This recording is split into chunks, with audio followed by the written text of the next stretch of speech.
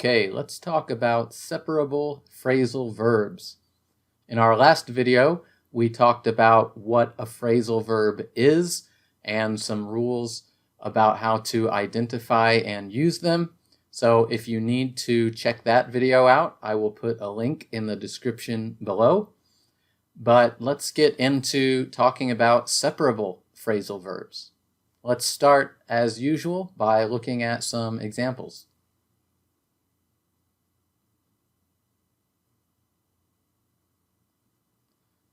So in this sentence, they filled out the form. The first thing we want to do is let's identify what is the phrasal verb. The phrasal verb is filled out. The second thing we need to identify is what is called the object of the sentence. In this case, it is the form. I'm not going to spend a lot of time talking about what an object is, but I will briefly say that an object is the verb or the part of the sentence that receives the action of the verb. So in this case, what did they fill out? The form. So the form is the object. So with a separable phrasal verb, we will find the object, and then let's look at the particle, which in this phrasal verb, the particle is out. And what we're going to do is we will put the object before the particle. And so the phrasal verb will be separated.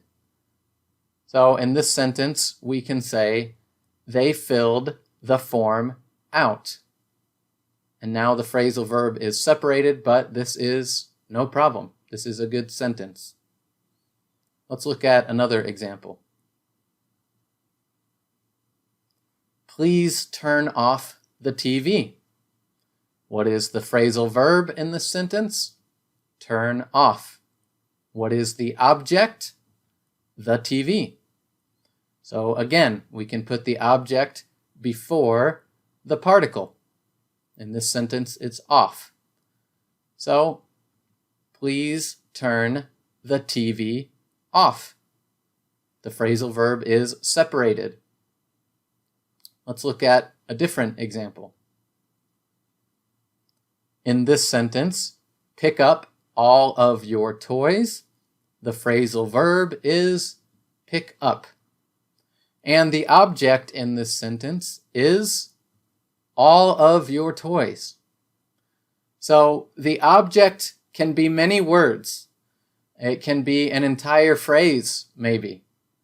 So it is very important to identify the object correctly, and in this case, it is 4 words for the object.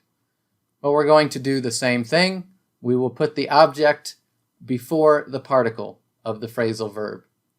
So this sentence becomes, pick all of your toys up. Let's look at one last example. The sentence, I ran into an old friend. The phrasal verb here is ran into, and the object is an old friend. So, if I locate the particle and I put the object before the particle, I will get the sentence, I ran an old friend into. But this is not correct. Why is this not correct? Because run into is a non-separable phrasal verb. I cannot take it apart. Run and into always need to be together. So we can only separate separable phrasal verbs. Seems obvious, right? So to make this sentence correct, the only thing I can do is say, I ran into an old friend. So you might ask, how do I know if a phrasal verb is separable or non-separable? And the answer, unfortunately, is You simply need to memorize. It will take time and practice. Here is a list. This is a short list. There are hundreds of phrasal verbs, hundreds of separable phrasal verbs, and hundreds of non-separable phrasal verbs. But here is a list of some very common ones. I encourage you to memorize if you can, but mostly you will learn through repetition, and it will take a lot of patience and a lot of time. So let's review what we've talked about in this video. The first part of the video discussed how we can put an object in between the main verb and the particle of a separable phrasal verb. And as we just stated, you have to memorize which phrasal verbs are separable and which are not separable. So I hope that this video has been helpful for you. There is one more thing that we need to talk about with phrasal verbs, but I will save that for the next video. If you found this video helpful, please give it a thumbs up, and you can subscribe to the channel for future content.